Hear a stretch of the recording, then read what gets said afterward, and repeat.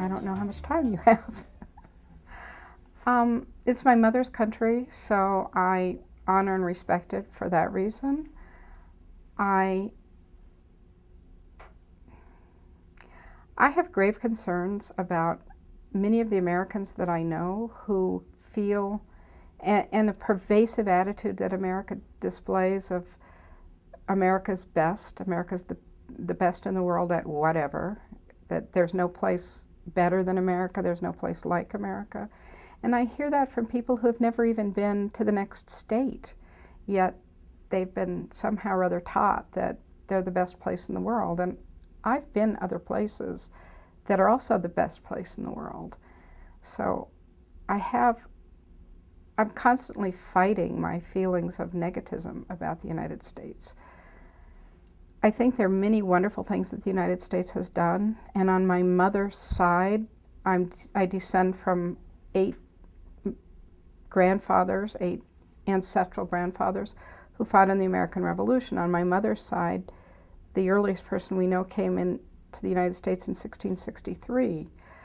But my daughter is the firstborn American on my father's side. My father was never American. My father never chose to be an American. He married an American woman, so he retired here. But he had great pride in his country, and I have great pride in the Netherlands. I think they're an incredible group of people, but they're pretty they're all alike. They're very similar. The United States has tremendous diversity and has accepted so many people from very difficult backgrounds who have become part of the American population. That diversity is their strength, and I think a lot of the people who came to this country were the strongest in their family and the strongest in their native area, or they would not have had the strength to overcome what they overcame to come to the United States. So I think the population is smart, it's strong, and it's extremely diverse. I have problems with the fact that they think they're the best, because they're not. There are many, many people who are better at so many other things, but I like living here. I'm glad I live here. I'm proud of being half American, but I'm equally proud of being half Dutch. So that's probably why I consider myself totally Aruban, because I can't really reconcile those two halves. Well, I have generally, I think it's a great place to live. I think there's a lot of things here that you don't really have there. Not only sort of material things, but also really freedom of speech is a lot. Technically there is freedom of speech. I mean, there is a constitution and it's in there, but it's not really, I don't know.